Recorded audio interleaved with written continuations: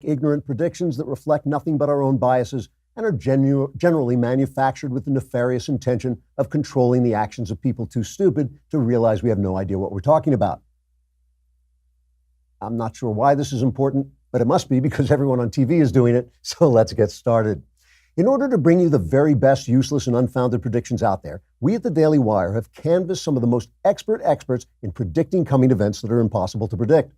Crack CNN amalgamation of human body parts Jim Acosta told us, quote, "The important thing this election day is that everyone should be looking at me because I'm Jim Acosta.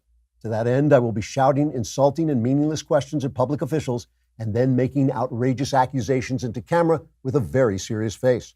I predict everyone everywhere will be looking at me then because I'm Jim Acosta," unquote. Moving to NBC, once respected journalist Chuck Todd responded to our questions by running around in circles, screaming in a high-pitched voice while waving his hands wildly around in the air. Not sure what that means, but it's pretty typical for NBC, so maybe we shouldn't be overly concerned. Finally, we contacted genius pollster Nate Silver, who says there is a 15% chance that he'll have to explain why his 85% chance was 79% accurate, even though it was 96% wrong. So I'll have at least a 67% chance of continuing to pick up a paycheck, even though he's 100% in the dark, just like everyone else. So there you have it.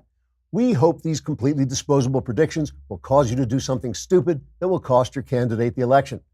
Unless we agree with you, and then the reverse. Whatever. We're just filling time till you vote. Trigger warning, I'm Andrew Klavan, and this is The Andrew Klavan Show. I feel hunky-dunky, life is tickety-boo. Birds are winging, also singing hunky-dunky-doo. Ship-shaped, ipsy-topsy, the world is zippity-zing. It's a wonderful day, hurrah, hooray! It makes me want to sing. Oh, hurrah, hooray! Oh, hooray, hurrah! All right, we are back from the Klavanless weekend. I hope you made it through. I hope you were listening to Another Kingdom, and don't miss the next chapter of Another Kingdom, performed by the lovely and talented Michael Knowles. Today, subscribers get exclusive access to episode 6. It's called He Bought Me. If you're not a subscriber, never fear. You can listen to the entire episode on Friday via YouTube and SoundCloud, but only subscribers get to watch the full show with all the visual bells and whistles, which are really beautiful. It's worth subscribing just to that. But if you head over to dailywire.com and subscribe, you can watch the full first and second seasons of Another Kingdom.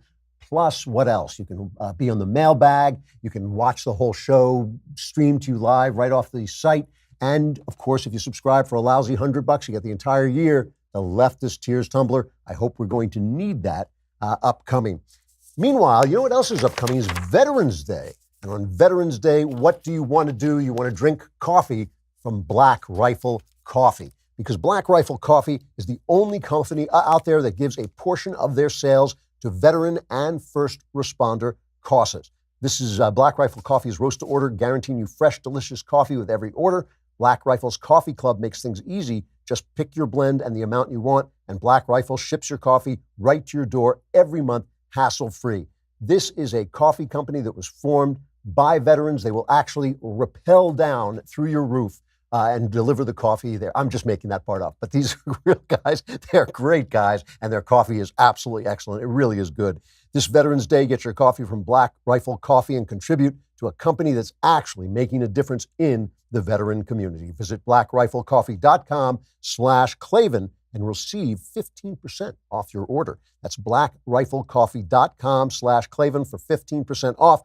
blackriflecoffee.com/Klavan. You can look all those left-wing, liberal, fashy, wishy-washy coffee companies in the eye and say, how do you spell Klavan so I can get my coffee at Black Rifle Coffee? It's Klavan. That'll get you a 15% discount. So, you know, the whole thing about this election, right, is now there's nothing to talk about except this election, because the entire fate of the universe hangs in the balance, and we don't know anything. We won't know anything until the vote comes in. So I'm just going to sit here for 45 minutes and stare into the camera. Like, no, I'm not going to do that. But that's the thing. Everybody's talking about what they think will happen. What do I think will happen? My gut, which is all it is. It's my gut is not too happy right this moment. I'm sort of suspecting we're going to lose the House, hopefully hold on to the Senate. But as I said before, that's just the map playing itself out, because a lot of these suburban districts are going to go for Democrat congressmen, but the red states will go for their Senate people. So it just means that the whole Trump, in terms of Trump and his personality and the resistance, it's all been kind of a wash. I mean, obviously, if the Democrats take the House, they'll parade around as if they've done something amazing, but that'll just be kind of typical. It is typical for the guy in power, for the party in power, to lose seats. But the thing is, we just don't know. We don't know what could really happen. The thing that could happen that would change everything is at the last minute, there are all the Republicans are polling under Donald Trump, which means probably that there are a lot of people who support Donald Trump but are looking at their local Republicans saying, I don't know. Hopefully those people are going to figure out that whatever they vote for, whether the Democrat is a veteran, whether he's a nice person, whether he sounds like a moderate, they are all going to vote with Nancy Pelosi. There's no point. That's all they are. They're just another tick for Nancy Pelosi. Not one of them is going to break away. Not one of them is going to go across the aisle and compromise. You might as well vote for the Republican, even if you don't like him that much. If they do that, then things could get very surprising. The thing about this is, because it's a two-party system, and because one of our parties has lost its mind, there's always a way in which everybody's saying this election is about Donald Trump, but it's also about Barack Obama. And if you ever watch Don Lemon, just for the jokes, just if you want to see what happens when a guy who has had a brain surgery goes on TV, if you ever watch Don Lemon, one of the things you'll notice he does is he'll never allow people to talk about Barack Obama. And he'll never allow people to talk about anybody else doing anything wrong and say, well, he's not the president. He's not the president. So basically, it's only the president. You can't compare him to anything. But of course, nobody operates in a vacuum. People operate in this country as opposed to the other party. The story that we've been hearing these last 2 years, it's been an amazing story. These have been amazing political 2 years. In fact, so amazing that I don't think anybody can actually rise up yet into helicopter mode and get a picture of the full extent of what's happening. But this story is not just a tale of Donald Trump. It is a tale of Barack Obama and Donald Trump. It is a tale of what we went through for 8 years, what the media didn't report, how it reported Obama, and how they're reporting Donald Trump. If the media treated everybody the way they treated Donald Trump, I'd say fine. We'd all say fine. That's the way the media is. They're attack dogs. They should attack. But they don't attack. They don't attack the left. They only attack the right. And when they get caught out and called out on Donald Trump, they start to get crazy. But these are two separate visions of what America is and how reality works. It's beyond just what America should be. It's how reality works. I want to go back to Obama's famous Berlin speech that he made when he was still Senator Barack Obama before he was elected president. And I'm not going to play any of it because I just want to remember one line in it. Remember, he got up and he said, fellow citizens of the world, fellow citizens of the world. And he said, people of the world, look at Berlin, where a wall came down, a continent came together, and history proved that there is no challenge too great for a world that stands as one. That could kind of summarize the Obama vision that we had for 8 years, that the press told us was great, that everybody said was the right thing to do, that everybody said was, and it sounds good. A world that stands as one. Who wouldn't want a world that stands as one against evil? One little problem. Never happened. It did not happen. The Berlin Wall and the Soviet Union did not come down because the world stood as one. It came down because Ronald Reagan and Margaret Thatcher and Pope John Paul II and a small cadre of conservatives who were in the minority, as conservatives are always in the minority, stood against the world. The world will always want things to go on the way they're going on because it's safe. They just think this is the way it is. Ronald Reagan famously said, we are going to win the Cold War. And George Shultz, who was supposed to be the great foreign policy expert, ultimately Secretary of State, so what do you mean? What do you mean? And Ronald Reagan said, I mean, we win, they lose. That was not the world coming together. Ever since the 60s, there was a time when America stood together against Soviet communism. But after Kennedy died and after the 60s happened and the left radicalized, they were not standing against the Soviet Union. There were many people who were saying, this is the future. I've seen the future and it works.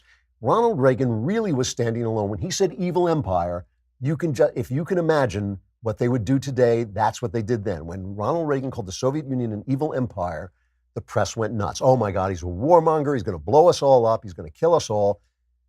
The wall did not, I'm just talking about facts here, okay? The wall did not come down because the people stood as one. It came down because people that the press and the left despised stood together and brought the wall down. When Ronald Reagan walked out of the Iceland, treaty, and he said, I'm not going to deal with you. I'm not going to get rid of Star Wars. The press went nuts. Oh, the warmongering. Oh, he's going to kill us all. Even today, they credit Gorbachev, who did everything he could to keep the Soviet Union alive. They credit him with bringing down the Soviet Union. It just didn't happen. I was there. It did not happen that way. Ronald Reagan, just as Rudolph Giuliani was under attack every day when he cleaned up New York and made it one of the great cities in the world, Ronald Reagan was under attack every day when he brought down the wall. So Obama's vision was false. It was a lie. It was a kind of rosy, vague idea of the way things work. And because of that, we saw in our foreign policy, things went bad. We saw the caliphate of ISIS go nuts, right? We saw how they took over so much space in the world. By mid-2014, I'm reading this, ISIS controlled a taxable population of some 7 or 8 million people. That was the caliphate. That's the size of New York, 7 or 8 million people. And that meant when young men were called to join the ISIS caliphate, they saw victory. They saw something there. Young men want to be with the winners. They want to fight on the side that's going to come up on top that represents their values. They had oil fields and refineries, vast grain stores, lucrative smuggling routes, vast stockpiles of arms and ammunition. That disappeared under Donald Trump because he had a different attitude. Now, let's go back to Trump in Poland. Remember, he made that wonderful, I thought it was a terrific speech in Poland in 2017. Here's his quote, okay? Not the world stood together as one and the wall magically melted because like the Care Bears. Remember the Care Bears? They would just care and the caring would radiate out of their center. That brought down the Berlin Wall. Well, no. So here's Trump in Poland. The fundamental question of our time is whether the West has the will to survive. Do we have the confidence in our values to defend them at any cost? Do we have enough respect for our citizens to protect our borders? Do we have the desire and the courage to preserve our civilization in the face of those who would subvert and destroy it? Okay? That's not so nice sounding. That doesn't sound like the Care Bears. That sounds mean. It sounds tough. The thing is, we're a pluralist society. That means we disagree, hopefully, in a civilized way. That means we don't chase our politicians out of restaurants because we don't like what they stand for. It means we don't show up on college campuses and shout down speakers because we don't agree with them. It means we're pluralists. We have different ideas, and we get together and talk about those ideas, and we compromise, and we try to be civil to each other, even though we may not even like each other. That's what a pluralist society is. But pluralist societies cannot stand if they are tolerant of intolerance. What does intolerance mean? It means not listening to other people. It means only one idea is fair, only one idea. The only idea we have to protect is our pluralism, right? We don't have to protect, and our freedom. We don't have to protect ideas that will destroy freedom and pluralism. That is what's called the tolerance. Lawyers call that the tolerance trap. It is the tolerance of intolerance, right? So Trump is right. We have to stand. People do not want other people to be free. They want to control them. They want to tell them what to do. We have to stand for freedom, and we have to fight it back. And this is what causes so much panic on the left. This is what causes all these ideas that everything is going to fall apart. Is that tough talk, that sound that Trump makes, and it did with Reagan, and it did with George W. Bush, when he stood up against the Islamists. When you say, no, not every idea is acceptable, the thought that stops thought is not acceptable, right? That's when people get crazy. I want you to listen for just a minute to Bill Maher telling people to get out and vote and what his vision of it is of this election, which is between Republicans and Democrats as ever. Getting this moment wrong and not participating will be just like your student loan debt. It will haunt you for the rest of your life. Getting this moment wrong, you can say goodbye to reproductive rights, to legalize pot, possibly to gay marriage, and definitely to what's left of the environment. If Trump wins, he will cast it as a complete endorsement of his most undemocratic behavior. If you're 18 and that happens, you stand a very real chance of not living in a Western-style democracy for part or all of your life. Yes, it can happen here. I love that they call Trump a scaremonger. I love when they say, oh my gosh, he's talking about this, the caravan, the invasion coming up out of the Honduras and through Mexico, and he's scaring people. that is what Bill Maher just said there is the left. And I always respect Bill Maher because he stands up for free speech, but he has been he sold this with Romney. He sold it with George W. Bush. He even said himself when Trump was elected, when Trump was running, he said, oh, we told you the other guys are Hitler, but this time it's really Hitler. It's not really Hitler. I mean, it's the idea that we have to defend our values.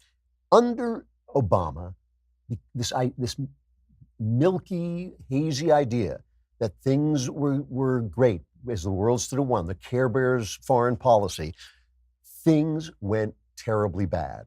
And one of the things that happened, and one of the things that I think Trump has seen, was the Iran-Russia axis grew up. Russia, remember, took back the Ukraine. Iran went on developing nuclear weapons while Obama dealt with them and tried to arrange this nuclear deal, which didn't do anything. And China rose up as an economic power with the stated intention of replacing us as the economic center of the world, which would be fine if we were Macy's and they were Gimbel's. There's an old reference for you. But I mean, if we were one store and they were another store and they said, we're going to beat out America, but that's not true. They are an oppressive single-party state that spies on its people, that has an elaborate method of spying on everybody, and we are still a free country. And so it makes a difference which one of us wins. And Trump has changed that. Trump has changed. There was a story coming out. It came out November 2nd. Nobody covered it. Let's see if we can figure out why nobody really covered it. An absolute disaster took place for the CIA from between 2009 to 2013, okay? The U.S. intelligence community experienced crippling intelligence failures related to the secret internet-based communication system, a key means for remote messaging between CIA officers and their sources on the ground worldwide. This previously unreported global problem originated in Iran. So this was going on. Obama knew it was going on. Obama was president, and he was still dealing with Iran. And in China, it happened in China too. More than 24, they're saying somewhere around 30 of our spies, of our intelligence officers, were murdered, executed by China and Iran, especially in China, as a result of this failure. Every corner of the national security bureaucracy, from multiple intelligence agencies, congressional intelligence committees, and independence contractors to internal government watchdogs, was compromised, forcing a slow-moving, complex government machine to grapple with the deadly dangers of emerging technologies. Reading that from the Times, I believe it is. And of course, by the way, who was the Homeland Security Advisor during the whole time until he was later the CIA chief? It was John Brennan. This was happening under John Brennan. Have you noticed John Brennan's kind of shut up ever since they took his security clearance away? That actually worked. It was funny. I'm not in favor of shutting people up, but there it is. All he is saying is it didn't work. Obama's attitude didn't work. Of course it didn't work. You're not a citizen of the world. If you think you're a citizen of the world, walk into Mexico without going across the border crossing and see what happens. If you're a citizen of the world and you're a woman, go into Saudi Arabia and take off your clothes. All the leftist women are saying, we're going to be naked and that's going to force people to vote. I don't know what that means, but that's what they're saying. Go ahead and try that in Saudi Arabia. See how that works. If you're a citizen of the world, you're not. You're a citizen of the United States of America. You're a citizen of the United States. All your ideas, all your remarks, everything you have, everything you believe in, everything that makes you free is generated by, protected by, created by this country. That's just true. It's just true. And you can't make it go away without losing all those things you have and all those things you love. And that is the ugly, ugly truth that Donald Trump seems to know in his gut, seems to know viscerally, and Obama didn't. And that's why as we come into this election, it's just important to remember what it is Trump represents. And it's important to stop thinking so much about Trump's huge character and his huge character flaws. I know those both exist. He's a big character and he has big character flaws. But we're talking about, there are only two visions on the ballot. There are only two visions on the ballot. One of them is this kind of vague, weird vision that we can open our borders and everything will be fine. Everything will be fine, that we can tolerate everything and everything will be fine. And the other is an idea that the American system of pluralism, of freedom, of individual liberty has to be defended. And we see this inside our own country on the left. and this is something that really bothers me. I never thought I would see this again, the level of censorship and shutting down of free speech. You know, we have been living in a golden time of free speech. The Supreme Court, whatever you think of which justices did which, have been really, really strong on free speech. For the last, I don't know, let's call it 20, 25 years, you could say just about anything you wanted, just about anywhere you wanted. Some of it was unfortunate, the cursing and the, grotesqueness. And I was watching a comedian on Facebook, I can't even remember his name, but on Netflix, I was watching a comedian just in the middle of it. I thought, this is grotesque. This is not funny. And it's just like grotesquely and anatomical, but he's free to do it in ways that he wasn't before. That is being repealed, not by the government, not by the courts, but by big business. Corporations are beginning to shut down on free speech. You know, we can't have Knowles on today. Usually on Monday, we have Knowles on as our cultural correspondent. We can't have him on today because as you see, we're broadcasting from Bin Laden's cave, and we don't even have internet in here, so I can't live broadcast the beheadings. We were going to have, we were going to kill Shapiro, but what's the point if we can't broadcast live? But we can't have Knowles on. But we will talk about Knowles for a minute because Knowles was banned from Twitter over the weekend for making a joke. He made this joke they've been making on both sides. Everybody's making the joke. The joke is, oh, Democrats or whoever the opposition is, if you're a Democrat, it's Republicans, don't forget to vote on November 7th. So in other words, you're going to show up late and you won't get the vote, ha, ha, ha, ha. So it's a joke, obvious joke. Everybody's saying it. A lot of people saying they banned Knowles for saying it, I guess on the idea that it's fake news. They banned him, I think, for 3 days. But let's face it, the point here is to shut down conservative speech. Obviously, if any of us would ban Knowles' speech if we could, just because it's Knowles, but they don't. Twitter is not acting in that way. They don't know it's Knowles. They're banning Michael Knowles, but they're not banning Louis Farrakhan. Trump is reinstituting some of the Iran sanctions that were taken away during Obama's ridiculous Iran deal. So Louis Farrakhan is over in Iran, and according to, I don't know how to pronounce this, Al Jamaina, a Jewish community newspaper based in the U.S., they reported on Farrakhan's visit as the Nation of Islam leader. He led a chant of death to America in Iran this weekend and death to Israel. And we know that he said that Jews are termites.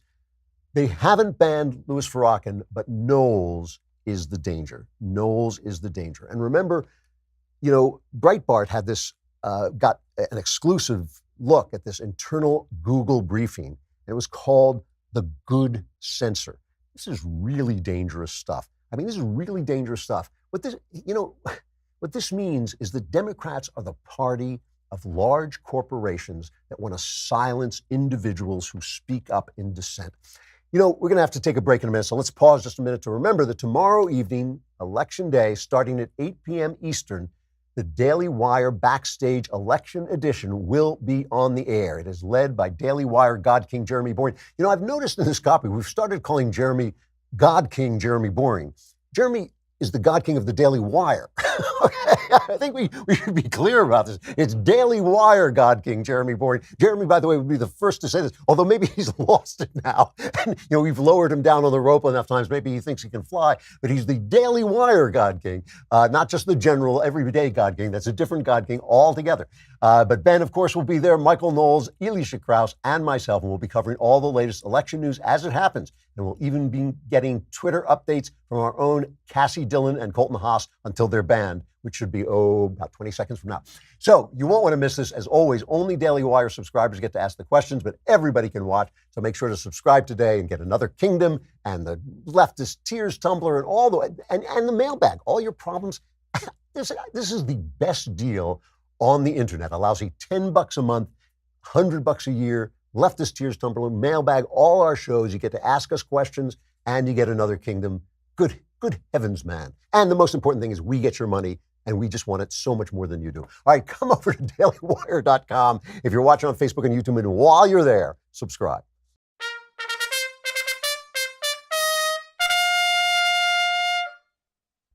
All right, so this is a slightly old story, but I just want to bring it up in light of Knowles, our own Michael Knowles, getting banned from Twitter for making a joke. The Breitbart got this Google briefing called The Good Censor, in which it acknowledged that major tech platforms were initially promised free speech to consumers. And they said this free speech ideal was instilled in the DNA of the Silicon Valley startups that now control the majority of our online conversations, right? So they had the ideal. Why? Because they were Americans. But then they lost the ideal. Why? Because they got power. When you get power, suddenly it seems like free speech, not as good an idea as it was when you didn't have power, when you needed free speech to rise. So they say there is two incompatible positions: the unmediated marketplace of ideas, free speech, versus well-ordered spaces for safety and civility. Well, well-ordered spaces for safety and civility are not the American way. America is a loud, raucous, revolutionary country where we shout at each other and we yell at each other and then we make decisions. That is America. That is free speech. But now suddenly they are saying in Google, in this amazing memo, it's just an amazing thing. They said that's the product of the American tradition, which prioritizes free speech for democracy, not civility. But there's the European tradition, which favors dignity over liberty and civility over freedom. Of course, you can have more dignity and more civility with less freedom. Of course you can. But who decides? Who decides the speech? And their answer is us, because we're big, we're powerful, we're strong, we have corporations. We're corporations. We should decide, right? That is the Democrat Party now. The Democrat Party is the party of powerful corporations and powerful universities that silence the speech of individuals, right? The American way is from the bottom up, right? And you know, the funny thing, the thing that gets me about this is all these people who say, look how happy Europe is. Europe is happy and they have social spending and they have civility. What the hell are they talking about? Europe is a moribund continent, a moribund culture that is living in our pocket. They can't defend themselves. We defend them. Their health care, as I talked about last week, we pay for their health care. We pay for their medications, and they still don't have as many medications because they don't have a free system. They have this system, this horrible, unwieldy system that we basically pay for by paying for our medications at 180%. 180% of what they pay for their medications, so we can have R&D, so we can have research and development. Everything they are exists because we keep them alive. And even with that, they're going under. They are going under. They're falling apart.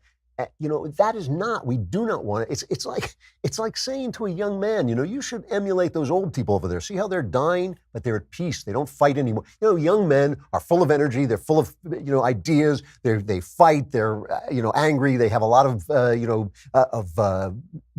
spirit. And it's like saying to them, yeah, you should act like those old men. They're more peaceful. They have more dignity. Well, no, this is a country that is alive, that is free. It doesn't need corporations telling us who to silence. And listen, we'll silence Michael Knowles. We're going to take him out in the parking lot and just kick him around. We do that every couple of days. It's just for fun, really. But if it also silences him, that's fine. But for Twitter, this major corporation, that's all it is. It is not like some woke, happy place. It's just a big, big corporation that's there to allow everybody to speak, just like the phone company. That's the deal on which they operate. They should not be censoring Michael Knowles. Again, we've talked about this before. The Daily Wire God King, Jeremy Boring, made this point. It is not just the free market. It's not just a free company that can do anything it wants. It runs under the rules of a platform like the phone company. If the phone company started silencing Knowles or anybody else because they didn't like his opinions or they didn't like the way he talked or they determined that his joke was fake news, we would have something to say about it. That's the way that Twitter and Facebook and Google should be treated as well. And you can listen to these people with their arrogance. You can listen to them reveling in their censorship. Brian Stelter on CNN talking about the way that they treated Trump. CNN refused to run his ad in which that showed that murderer who had come back in and out of the country. They refused. They knew it was powerful, so they refused to run it, calling it racism, right? NBC said they would run it, and then they said no. They got some flack, so they said they're not going to run it. Nobody wants to give Trump and the Republicans this ad. But listen to Brian Stelter bragging about this.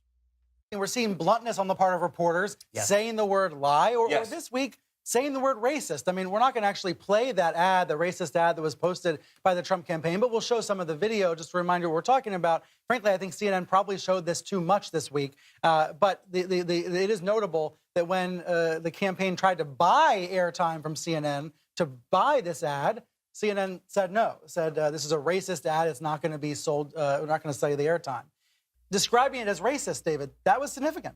That was significant. See, we're being blunt. We're being blunt. No, they're not. They're being biased. It's them saying it's racist, and they set the rules of what racism is. It is not blunt. It is dishonest. It is not blunt. It is censorship. It's all censorship. Once they set the rules are, we remember, dog whistles, right? The dog whistles.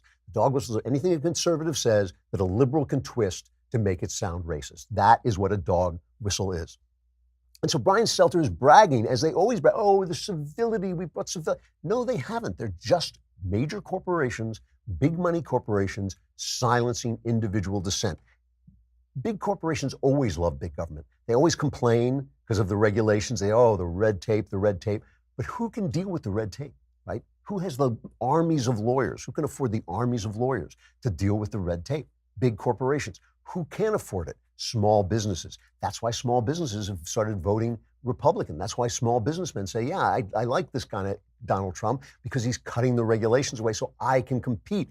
Every time a new social media company comes out, Twitter or Google or Facebook, they take it over, they destroy it. Of course they do. That's the way big corporations work. They crush the little guy. It is only when freedom reigns, it's only when everybody can say what they want to say and do what they want to do, that the little guy can rise. And that's true of individuals, it's true of companies as well. All you're seeing, this strutting around, oh, we're against racism, all you're seeing is moneyed interests protecting themselves. That's all it is. That's all it is. Silence and lies. And this is the other thing.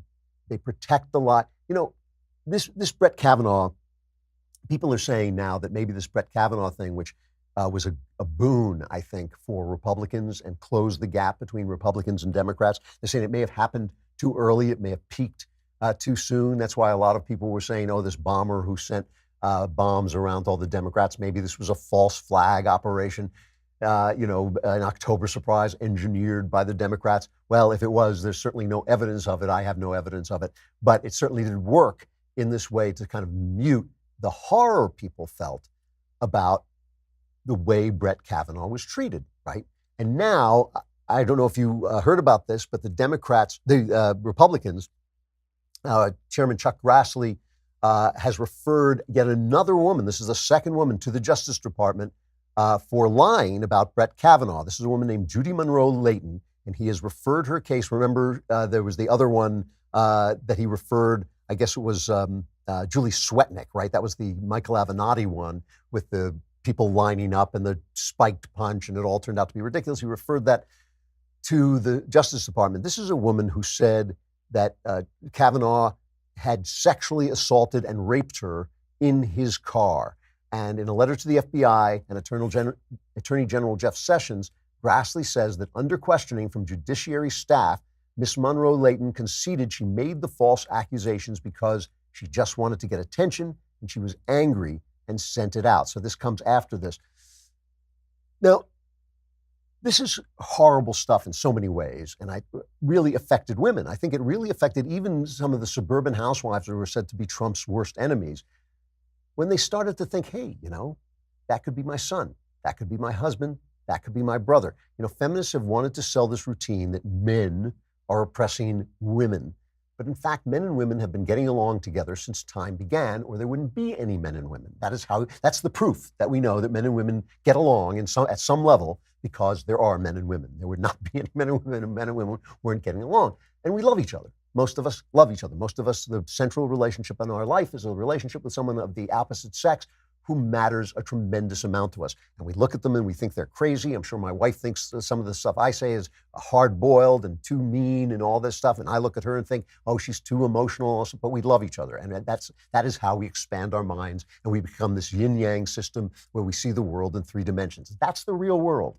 That's the real world. The real world is not men trying to stomp on women and women suffering every day, everywhere, all the time. That is not the real world. The real world is that most people have relationships in their lives with the opposite sex of love and care and concern. And so when you have these people who lie, and you have people in the streets saying, believe all women, the stupidest slogan ever invented, maybe. When you have them doing that, it's a threat to everybody, but it's also another kind of threat. The other kind of threat it is a threat to women who have been abused. We know women get abused. We know there are men who abuse women. Everything in our society stands against this. Everything in the hearts of good men. I mean, what's the most common fantasy outside of sexual fantasies? Putting that away, outside of sexual fantasies, I would bet cash money any time that the most common fantasy that men have is rescuing women from danger. That is the most common fantasy. We want women to like us. We want to be brave for them. We want to rescue them. We want to stand up for them and protect them. That is what is in men's hearts all the time. So we don't want women to be abused, but how are we going to tell the difference between a woman who comes forward and says, hey, I was attacked, and a woman who comes forward and says, hey, I was attacked, no, I'm lying, right? If the woman who's telling the truth is surrounded by liars, how do we pick her out? If we're going to believe all women, how do we know to believe the woman who's actually telling the truth? It is a disaster. What they did to Kavanaugh was a disaster, but it does illustrate this principle that they're not standing for women any more than they're standing for black people or gay people or any of the other identity groups that they've created and that they've created in order to turn us against each other. They're not standing for them. They're standing for leftism. How do you know? Because when it's a leftist who's doing the violating, they don't stand up at all. Wonderful piece of tape by Jake Tapper. Sometimes I kick Jake Tapper around, but I think Tapper is at least trying to be a good journalist. I sometimes watch Chris Wallace on Fox, and he's mean to everybody. He beats up on everybody. And sometimes I don't like the way he asks questions because he doesn't let people finish what they're trying to say. But I understand that people can stonewall by just talking, and they can filibuster. But he goes after everybody equally. And so when he goes after people I like, I tolerate it because I know he goes after people I don't like as well. When Tapper is fair, he's very good. Here he is asking Tom Perez, the chairman of the DNC, about the fact that Keith Ellison, who is number 2, has been accused of abusing his girlfriend, and these accusations, which have come with corroboration, have been largely ignored. What do you say to women in the Democratic Party who say, why is this guy still the vice chair of the DNC? What I say is that we should always take those complaints seriously, and we do, and that's why an investigation was conducted. That's why Congressman Ellison asked for a health ethics investigation. And Democrats have never hesitated to take action, unlike Republicans. And you know what? Part of why we are going to do so well on Tuesday. Democrats have never hesitated to take action? Do you mean like in the last year, or do you mean historically? Because historically, I could go through a list of people. Well, again, you saw what happened in Senator Franken's situation. Democrats didn't hesitate to do something, even if it was difficult, because that was the right thing to do. Okay, so you mean just like in the last year? You're not talking about Ted Kennedy or President Bill Clinton or, I mean, I only have a couple minutes left. I only have a couple minutes left. I can't talk about all the people you protected over the years. It really is true. There wouldn't be a Me Too movement if Hillary Clinton had won, because they'd still be covering up for Bill. The press would still be covering up for Bill. Harvey Weinstein would still be making terrific movies. He would still be making good movies and chasing women around the room and raping and attacking them if Hillary Clinton had won, because the press, Brian Stelter and all the rest of them, would still be covering up for Bill because they would not want their person to get attacked. They are the only reason this Me Too movement started. Is another one of their famous submarines that they aimed at the Republicans but turned around and blew up their own ship. The only reason it started is because they thought they could get to Trump, because Trump made that remark about grabbing women, and they thought, oh boy, and he's obviously a billionaire playboy. He's done all the things with all the girls.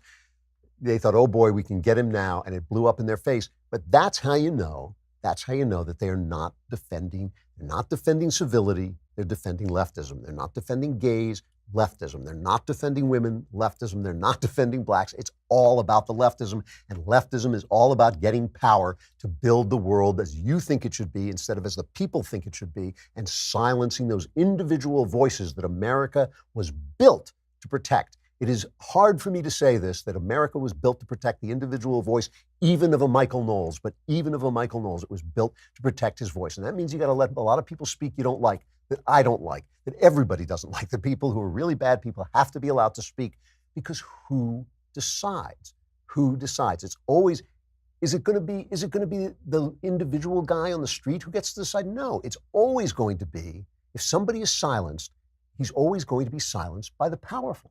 Always, always. So if you silence, even if you silence a Nazi who none of us likes, even if you silence, the bad guys, it's always going to be the powerful silencing the weak, right? The weak can't silence the powerful. It's always going to be big corporations like Twitter and Google and Facebook who silence the little guy. And that's why you don't do it. So let's close out this talk about this election that we don't know about. We'll know more tomorrow, obviously, as the evening wears on. But let's take a look at what Trump has to say about the election and what Obama has to say about it. Since we started out by saying this is about a tale of two presidents, about Trump and Obama, let's listen to them both. Let's listen to Obama first, all right? In 2010, they said that Bill and we were setting up death panels to kill your grandma. Remember that? In 2014, they said, Ebola's going to kill all of us. Shut the borders. In 2016, it was Hillary's emails. They were all wound up about that. And the mainstream press picked up on it. This is terrible. This is a breach of security. You know they don't care about that, because if they did, they'd be worrying about the current president talking on his cell phone while the Chinese are listening in. They didn't care about it. They said it to get folks angry and ginned up. Now in 2018, they're telling you the existential threat to America is a bunch of poor refugees 1,000 miles away. Well, except now they're 800 miles away, so they're getting closer every day. And, it is a lot of people to just come crashing through the border, as Obama did. So he thought the death panels were just a joke, but in fact, that was true in Obamacare. They did have panels that would decide, of course they do, once the government is controlling healthcare, at some point they have to say, we can't afford this, and they close you down. You're old, you're done, sorry, bang, see you later. They did have death panels. Ebola was and continues to be a threat. That was a dangerous thing. And of course, the immigrants coming in, look, I don't think this is like, oh my gosh, all these immigrants are going to come over and take over the country. Nobody's saying that. But what the hell? The rule of law does matter. And of course, Hillary's emails, if you and I had done it, we'd be in jail. So here's what Trump thinks is going on. I think we're going to do well in the House. I think we're going to do really well in the Senate. And there is something going on out there. And I think you know what I mean. There's something going on. There's something that's very interesting that's happening. The level of fervor, the level of fever is very strong on the Republican side. So I can't speak to the blue, but I can speak to the red. There's a lot of energy out there. They want to see border security. They don't want people pouring into our country. They don't want open borders. They don't want to pay for other people's health care. There's a lot of enthusiasm on the Republican side. I haven't seen it really since our big election victory in 2016. So he thinks the same thing is going to happen. It would be a big surprise.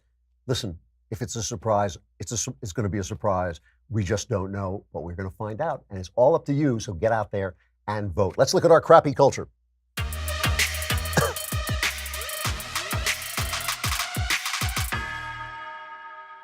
You probably saw this, but it's worth looking at. Saturday Night Live, this guy, Pete Davidson, he's been in the news because he broke up with that singer. What's her name? Ariana.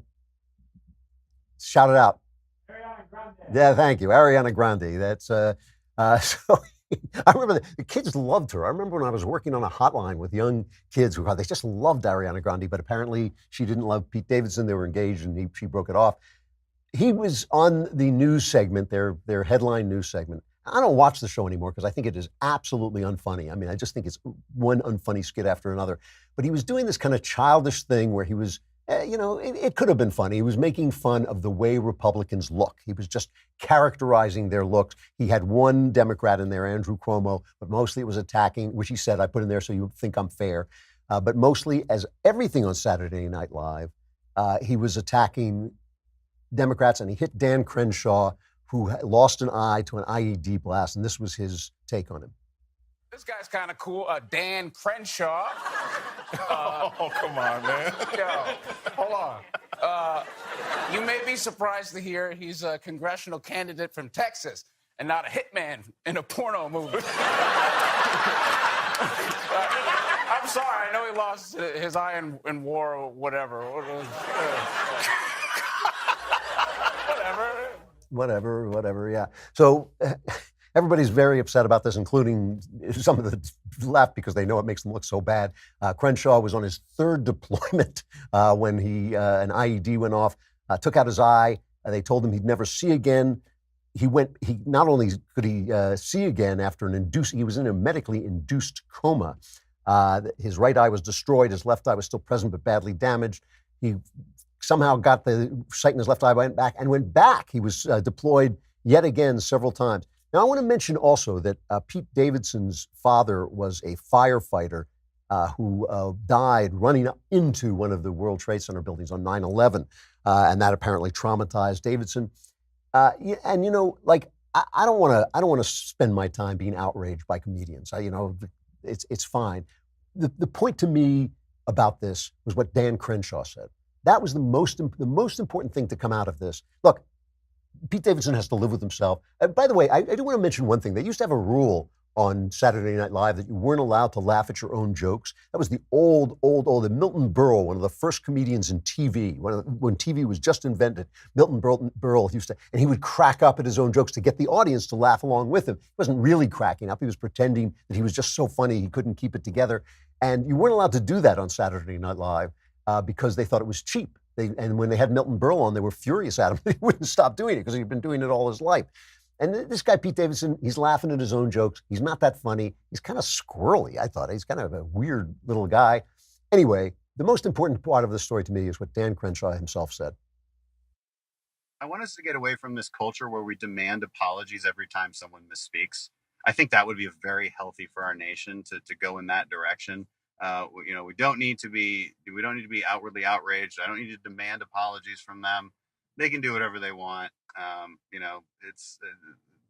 They're feeling the heat from around the country right now, and that's fine. But I would like him and Saturday Night Live to recognize something, which is that veterans across the country probably don't feel as though their wounds they received in battle should be the subject of a bad punchline for a bad joke. And here's the real atrocity of all this. It wasn't even funny, right? It was not original. It was not funny. It was just mean-spirited. And that's how I feel about it. Well, absolutely accurate. But the most important thing he said there is we got to get away from this politics of outrage. I think it's a good thing to say, to speak up. We don't have to excoriate the guy. We don't have to demand he be fired or I don't want to hear his apology. We just should say, hey, not funny. And this guy, this guy Crenshaw, who's running for Congress in Texas, this guy did something so much more important than anything that Pete Davidson did. And so did Pete Davidson's father. And he should maybe think about that. Maybe think about his dad. Maybe think about what people do for this country that makes it possible for him to go on TV and say the things he says. It's just something he should do in his conscience. He doesn't have to be hanged or fired or anything else. And in the same spirit, Michael Knowles should be put back on Twitter. I know I don't want to hear from him either, but he should be allowed. All right, tomorrow, Election Day. Please get out and vote. But that shouldn't stop you from being here where all the action is at the Daily Wire. First me, and then, of course, backstage where we'll watch the elections live. I'm Andrew Klavan. This is The Andrew Klavan Show.